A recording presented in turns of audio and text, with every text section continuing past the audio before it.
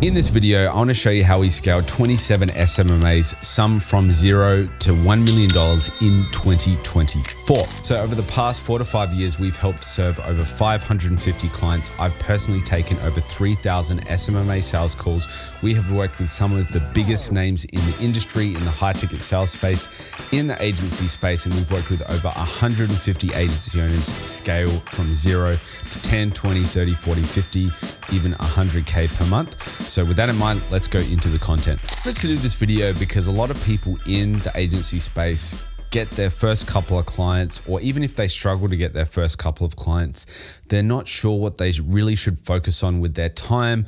They're not sure what kind of sales process they should focus on, how they divide their time between fulfillment and sales, and ultimately, what are the missing pieces that I need to put in place in order to go from $1,000 per month to $5,000 per month to $20,000 per month and to 30, 40, 50, whatever kind of the goal is. What are those fundamental pieces that you need to put in place? So I've found that really there are 3 things that you need to focus on.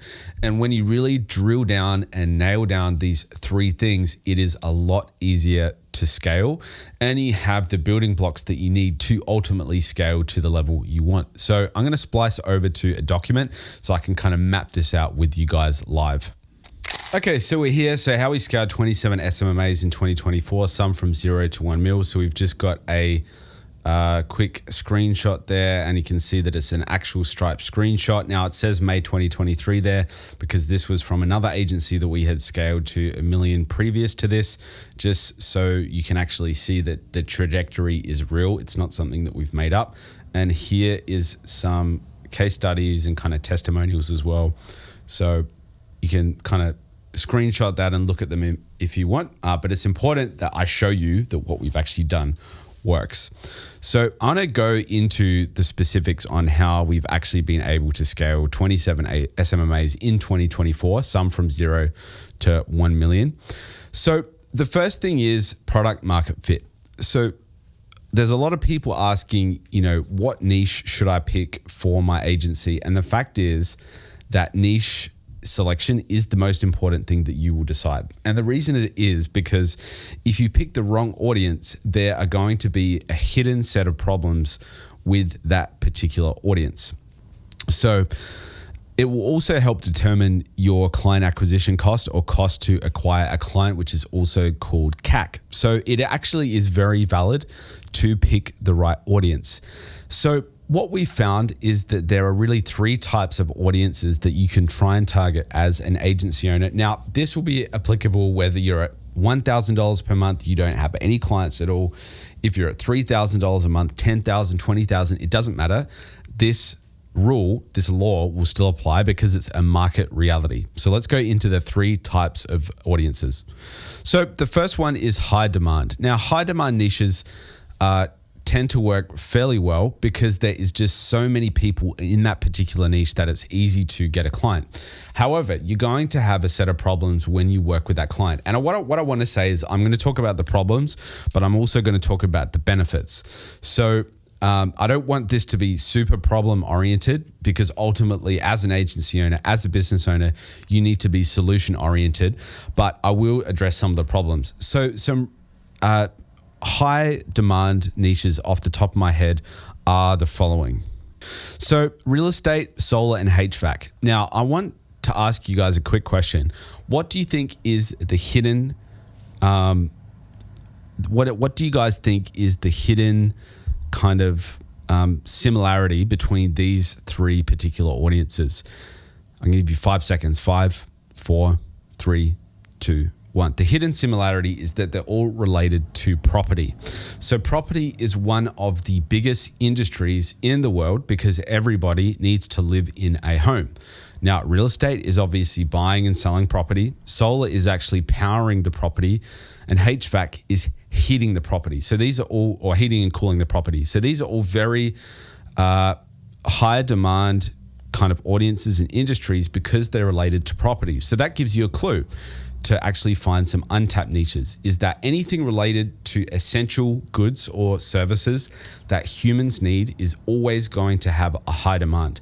It's not going to be a trend, okay? So a trending audience is very different to a high demand audience, because trending audiences is what is popular now, but may not be popular in the future. A high demand audience is something that is popular now and will always be popular because it is an essential need that humans require.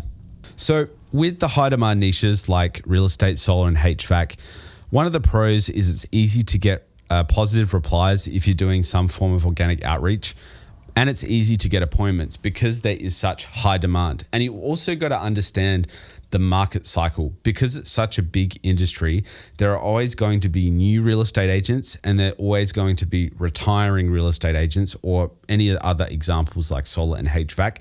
There are new people coming into the market, and there are old people coming into the market. Now, that's important because what that will substantiate is that the center of the market will have seen a lot of advertising. So one thing that you need to think about when you think about product market fit is how many ads have they seen from your competitors, and that will determine how easily they will actually work with you. Because if they've seen the same type of claims, the same type of promises that you're running in your ads, it's going to be more difficult to close them. So the thing is, because there is such high demand, it's easier to get appointments, but it's harder to close. And the fact is, it's harder to close because there is more agency owners that have already tapped into these markets, because they've seen the same claims, the same pitches. A lot of you guys do the same sales training, whether it's NEPQ or whatever. But the fact is that it's still easy to get appointments. And if you can find a unique way of selling, which is not that hard, just be yourself and apply some of the fundamental first principles of sales and be yourself, you'll be able to do it. Now, the third thing is it is harder to fulfill because there are more agency owners in that space competing, running the same type of ads. So I want to give you guys a really good example. In the car detailing niche, which is a fairly new niche, there is still a lot of competition in terms of fulfillment. And I want to give you examples of how to find that out. So this is a really cool tool. What you can do is go to Facebook Ads Library and actually search for a particular phrase. So for instance, we've got ceramic coating here. And you can see here that there are a lot of people running an ad for car owners wanting ceramic coating. So this is a really easy way to kind of see what your competitors are running, and also to test the saturation point of the market. You can see here that there's a lot of people running these types of ads. So this just gives you a quick kind of indication of the saturation of the market. Okay, so that's the first kind of pros and cons of high demand. And these are examples. I think high demand is probably a good way to go if you're starting out. It's going to be difficult, but you got to understand that really the three things that you need to get good at to scale to $10,000 per month in your SMMA is lead gen. You need to be able to get people putting up their hands saying they're interested in your services. The second thing is you need to be able to close deals. So you need to get good at sales. And then the third thing is you need to be good at media buying or having some level of fulfillment. If you can do those three things, then it's going to be easy. And having a high demand niche will allow you to practice on those things. So the next one is untapped niches. Now, these are niches that obviously haven't been harassed by agency owners before. So they're going to be easier in all of these components, but there's going to be some cons as well, which I'm going to outline now. So with the untapped niche, it's easier to get appointments for them once you figure out what the niche is, because there's less competition. It's simply a product of supply and demand. They're easier to close because they haven't been on heaps of sales calls with you guys all using NEPQ. So it's going to be easier to close. So you literally can almost just present them with what you do and they're going to purchase. The third thing is it's easier to fulfill because there's less agency owners running ads for them or running any kind of marketing for them. So you're going to have less competition in terms of fulfillment. So actually, in terms of acquiring them and fulfilling them, it's going to be easier. However, the con is it's harder to find them because you're going to have to test lots of different niches to see which one is going to work best for you. And that means that there's going to be a higher cost in order to find them. So it's very important that you understand that. And it may take you 3 to 5 goes, 5 to 10 goes to find an untapped niche by doing specific outreach to that niche. So I'll give you some examples. One untapped niche, which is not really untapped because it's kind of been fairly popular recently, is car detailing. Another one is vets or pet store, puppy camps or whatever they call it, like overnight puppy stays. Those kinds of niches which people don't usually think about. Another good one is credit repair. They haven't been tapped into with the mainstream agency space. Like, Joel Kaplan, respect to him, all those types of dudes, they haven't really hammered those particular niches. So it's going to be easier. So let me just give you some examples outlined here on the document. So again, car detailing, puppy school, credit repair. Once you find these niches, you will actually see that it's way easier to get appointments for them. And this goes back to the reality that product market fit is sort of the foundation piece of why this is going to work for you. Okay, so the next thing is trending niches. So some examples of trending niches is semaglutide, Ozempic, like weight loss, like medical weight loss. Anything in like the beauty space is quite a trending niche. And then there could also be things in the online space like info product, content creation, things like that. So I'm going to outline some examples and some pros and cons of these niches as well. So examples: semaglutide, medical weight loss, short form editor, community beauty. I know you guys are probably thinking, dude, we've known about short form editor for 2 years. I understand that, but it's still a fairly relatively trending service or agency idea, particularly in more local brick and mortar spaces. In the online space, everyone knows about the Hormozi editing, the Grant Cardone stuff. But in the local brick and mortar business, if you can actually convince them that the idea of content is valid, then that is like an untapped niche. And I know people have talked about that before, but that is why it is also a trending niche, because short form is something that is blowing up still and has been relatively underutilized for a lot of local brick and mortar businesses. So let's go into the pros and cons here as well. Okay, so typically in the trending kind of category, it's harder to get appointments, particularly via organic, because there are just so many people that are saturating you with DMs and outreach. So for instance, if you're a short form editor, I get hit up by like 5 short form editors at least every 3 days. And so it's very hard to find a point of difference. So one of the key things, if you're doing organic to get appointments, is that you need to have a key point of difference, which explains to me why I should work with you versus kind of everybody else, right? The second thing is, though, that they're easier to close, because if you can get someone on a call and demonstrate that it's, you can help them get a result and they've accepted the call, then typically it's going to be easier to close. They're not going to be as harder to close, because they're not like a high demand niche, where in a high demand niche, the velocity and the volume of sales calls that they're going to have is going to be higher, because they're used to that nature of business. With the trending niche, they're not as sophisticated in terms of being being a more established industry. So they're going to be more open to a pitch on a close, which means they're going to be easier to close because they're less established. And if you can prove to them that you can actually connect what your process is to help them actually get the result, they're going to be easier to close. They're typically harder to fulfill because they are a trending niche. There is going to be a lot of competitors. But then in terms of acquisition and getting like appointments for your own, like to close them, it's going to be easier to run ads to, because a lot of people see these trending niches as the thing they need to hop onto. But typically these people that hop onto trending niches don't have the skill set to run really good ads. So if you can run really good ads, which I can kind of help you guys with in future videos, then you're going to set yourself apart. So that is the good point to a trending niche, that it is easier to run ads to. Now, the last niche we're going to go into is saturated, and why you want to avoid saturated niches.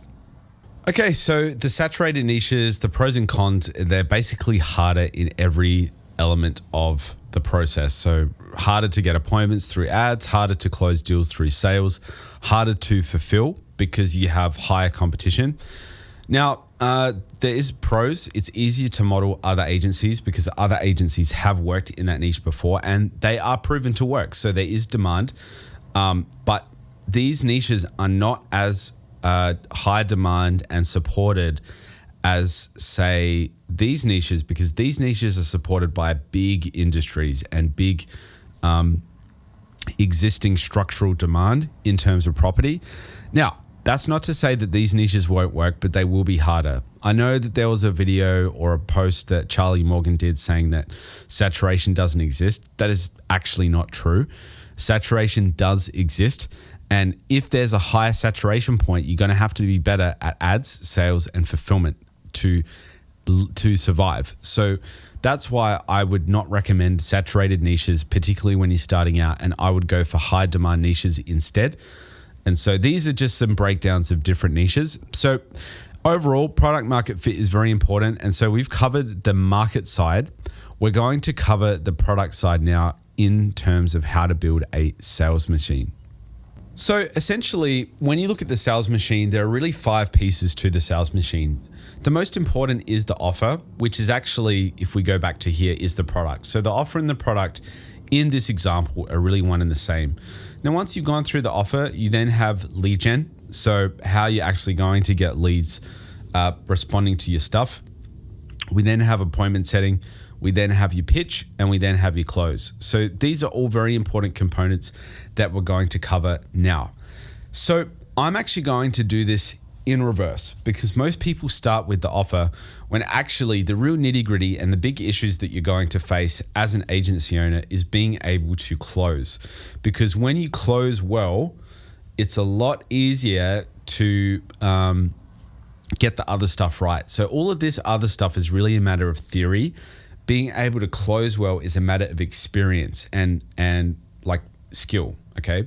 So this is where most agency owners fall down is the closing phase. So I'm going to unpack what are really the 4 to 8 important elements to closing right now. Okay, so the first thing that I look at if someone is not closing a deal is I look at their lead source. So I used to train this dude who ran a real estate marketing agency 3-4 years ago, and I had to keep telling him, listen, dude, all of your appointments are coming from cold calling. Now, cold calling is great to learn sales and to get better at sales. But in terms of actually growing an agency, cold calling is bloody difficult, especially if your price point is over $500 per month. So if your price point is over $500 per month and you think you're going to scale with cold calling, I have news for you. It's going to be extremely difficult unless you're like a top 1%, top 0.1% cold caller. So the first thing I look at is it a good lead source? Okay. Now, a good lead source could be something like ads, organic, stuff like that, right? So ads, organic. Now, the next thing is good discovery. Did you go through a good discovery process where you unpacked several things? So there are kind of 5 things that a good discovery process goes through. Background. So what is their background? This helps you understand their motivation and their desire. Problem, which is essentially labeling what is the actual problem that you're facing and how you can kind of overcome that. Then the problem depth. How long has the problem been going on for? How big of a deal is the problem? And really expanding on changing this is what I call dimensionalizing the problem. So instead of having a one-dimensional problem where you essentially hear from them like what the issue is, you want to actually learn to multi-dimensionalize the problem. Otherwise, there's not going to be enough stake in the game or skin in the game for them to change. So one thing with closing is that what you're doing is you're putting them into an emotional state of wanting to make a change. And the way that you get there is you really expand and dimensionalize the problem on the particular call. So the next thing is urgency. So is this a big deal for them to change? How much of a priority in the context of all the other things that they're doing in their business?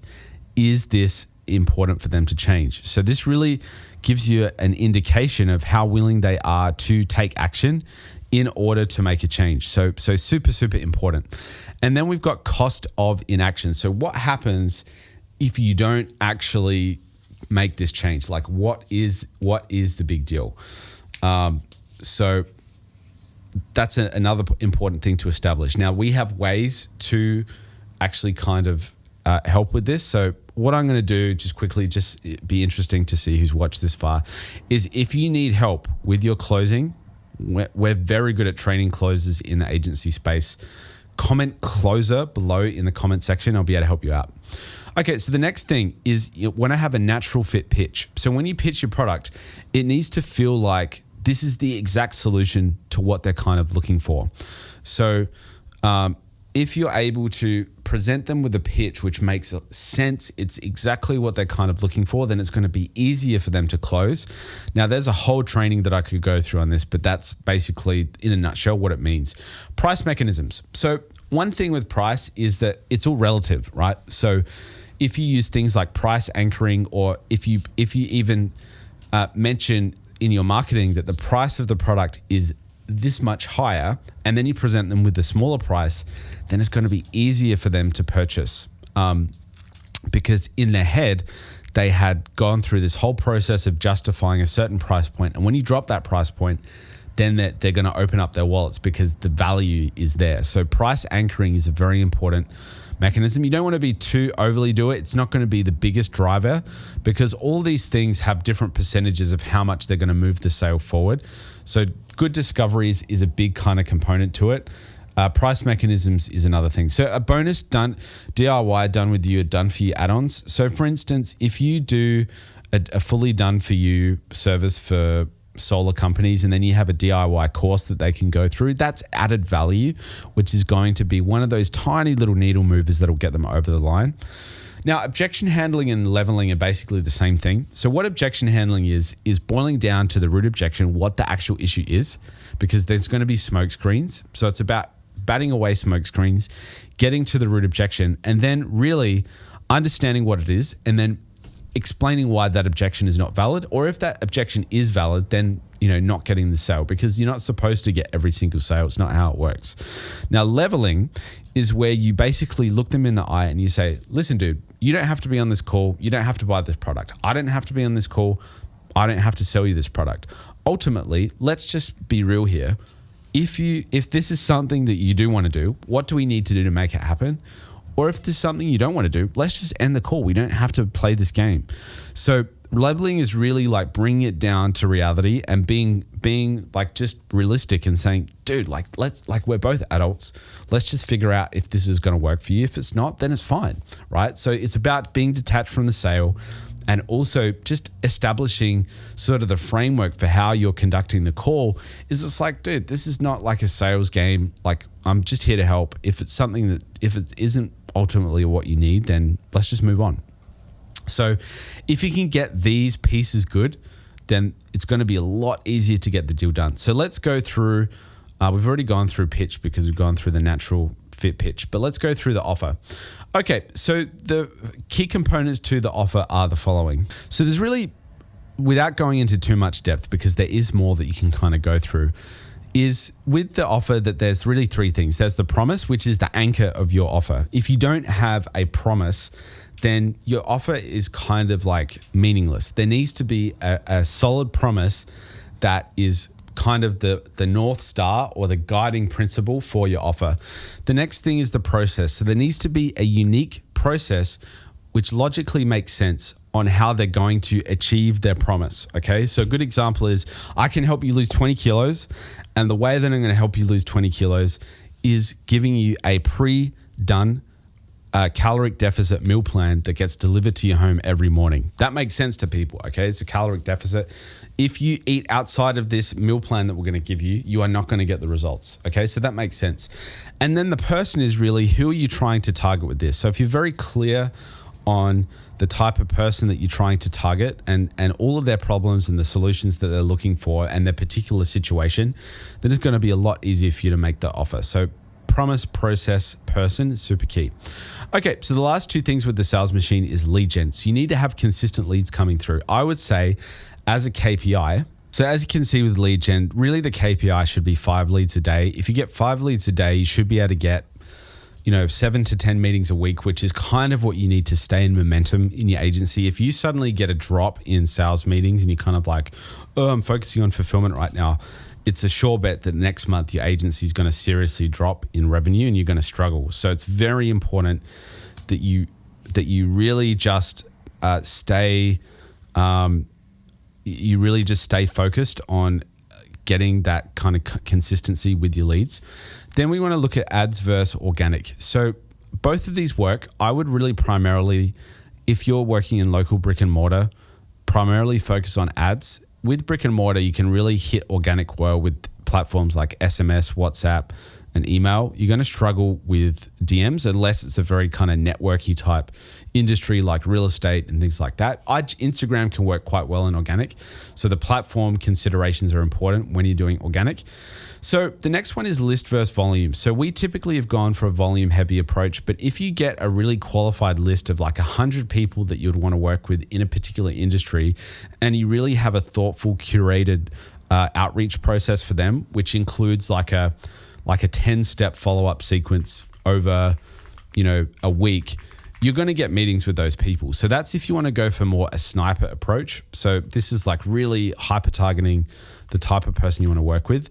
I've recently found out that sniper does work really well versus like a one-step follow-up, which is really a shotgun approach. Now, in the past, I've gone for a shotgun approach because you're able to achieve much higher, greater volume levels of volume.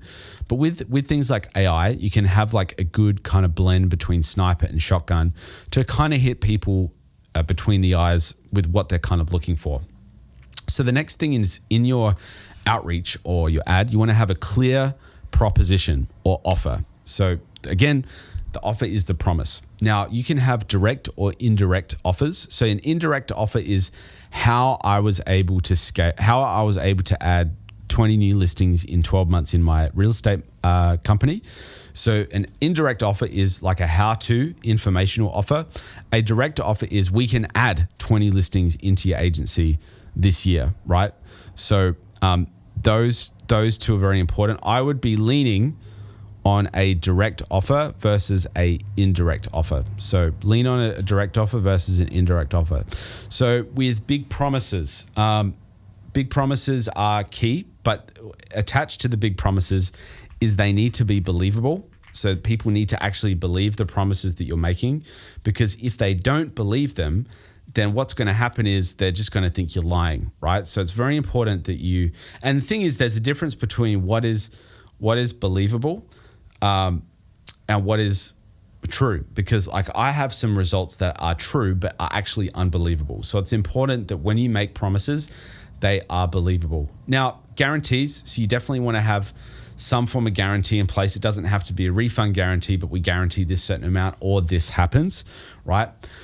Now, this is probably a even more powerful way to go about it, is having a unique promise. So when you have a unique promise that is so specific to helping that person's current solution, then what that's going to do is that is going to...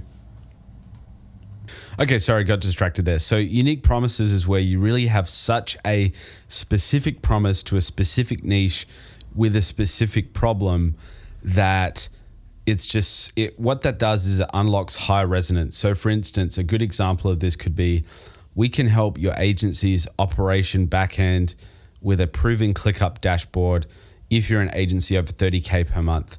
Like that is such a specific problem that they're needing, that is a different way of differentiating than just having bigger promises. Because here's a sort of a marketing truism, is that different is better than better.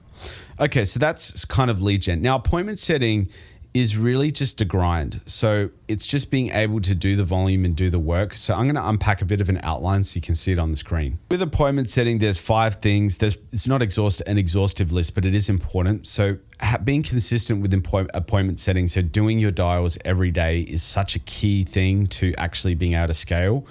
Doing the volume, so actually doing the required volume that you need to do every day, which is like 30, minimum 30 to like 100, 200 dials. You want to make sure that when you actually do get to talk to somebody through the DMs or through the phone call or through a phone call, is that you actually go through a quality conversation. Typically, a high no-show rate from setting is typically because of a low quality of call. And then having process around this. So using like a power dialer, using a CRM with your Instagram attached so you can do a high volume of DMs, and making sure that you manage the data. So look at the data that's kind of coming through and then making decisions based on the feedback in the data. Okay, so that's the appointment setting. And so now let's go into the fulfillment automation. So this is a big deal, and I'm going to unpack what this actually means. And I think this is going to be one of the surprising and hidden reasons why you're going to be able to scale your agency. Okay, so we're going to start with the bottom, which is getting out of the day-to-day. So this is very important for you as a business owner, because the reason that businesses don't scale and they kind of stay stuck at like even the $1 million per year level or 10K per month level is you are stuck doing all of the work. So there are 4 work components or 4 buckets to fulfillment that you need to do. There's the admin, sending the invoices, processing payments, scheduling appointments, following up via email, right? Then there's communication with the clients, which is Zoom meetings, replying to them in Slack, et cetera, et cetera. Then there's actually sales, getting leads, setting appointments, and closing deals. And then there's results, actually doing the work for your client. So when you're doing all of these things, your time becomes limited and you're not able to scale. So what you need to do is you need to make it scalable by delegating, okay? So when you delegate, that actually opens up another problem. And that problem is that you need to learn how to manage team and systems, okay? Now, team and systems are big topics on their own, but I'm gonna unpack how to start implementing team and systems, which will allow you to automate your fulfillment, which will ultimately allow you to get out of the day-to-day and make your company scalable so you can earn more money and actually build the business that you enjoy. So the first thing you got to understand when you're outsourcing is there's people that are hands versus people that are heads. So someone who's a hand is someone who does like the dirty work. So they send the DMs or they just do the implementation.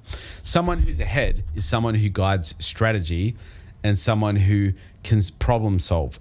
Hands typically can't problem solve. A hand is like a virtual assistant, right? You're not expecting a virtual assistant to come up with a campaign strategy.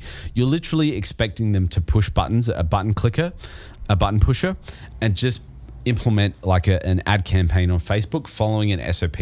So hands are very important to have because they're low cost, they're very important, and they just literally follow SOPs. Now, heads someone who's going to cost more, they're more experienced, and you're expecting them to be able to problem solve on their own without having heavy SOPs. Now, with hands, you can actually delegate this between automation or versus VA. Now, a really good example of this is with cold email. So we have found that actually, if you were to get someone to manually send a cold email on an individual basis, for like one agency, it's actually cheaper to get a virtual assistant to do the emails versus buying something like Instantly. However, as you scale and as more volume comes through the system, it is cheaper to do automation. So at scale, automation is usually cheaper. At lower scale, having a virtual assistant is actually cheaper. So it depends on your scale of operation, right? So scale of operation, automation is always going to beat a virtual assistant or a hand worker. But if it's a lower scale, you want to go with a virtual assistant because it's easier, the quality is going to be higher and the cost benefit is going to be there.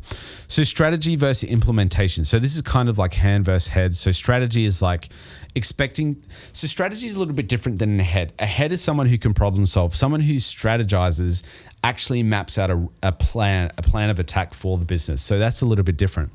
Now we've gone through the four components to your agency: delivering results, sales, communication, and admin. As the business owner, ultimately you want to get out of all of this and you want to be the person who does management, which is leadership, strategy, and then support.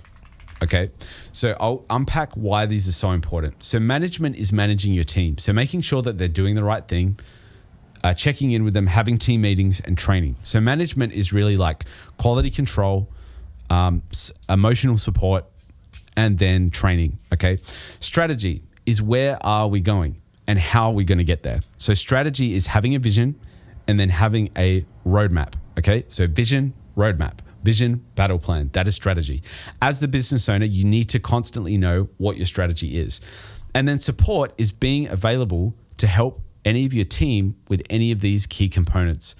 So if you're able to do these things, you'll be able to help your team with any of these key components, right? Admin, communication, sales, and results. So if you were to unpack which ones you should out delegate first, the first should be admin. Second should be, I would probably say sales, and I would probably say, to be specific, appointment setting. Then you want to go communication, and that would be someone who does CSM. Then I would say sales, and then closing. Now, the last thing, which people don't realize, is that the last thing you really want to delegate is results. Okay. So this is like actually like media buying, content creation, ad copy. So all of these things are like, this is kind of the order of how I would delegate, right? People try and delegate the results first. And I think that's typically a mistake unless you have a partner. Because here's the thing, if you want to charge and actually get good results, you're going to have to pay for it. And that will take a big part of your margin away. And really, if you're taking away that much margin, you should actually just get a business partner, because it's going to be better and you're going to have more sort of alignment with the way that you deliver results. So this is the order in which I would delegate. Definitely admin first, 100%. Admin and operations. So like, good examples of this is like data tracking, payments, automations. I would definitely delegate. Then appointment settings next, then CSM, closing, and then results. So hopefully that makes sense. That's how to automate fulfillment. So guys, this is the proven process. You can see that there's a lot of information here on how we've actually been able to scale 27 SMMAs in 2024, some of which have gone from 0 to $1 million. There's proof there on the screen. So anyway, guys, thanks for watching. And I'm sure there'll be some other video here from our channel that you could definitely watch to help. If you guys want any further help, please do let me know. And that's it from me. Peace.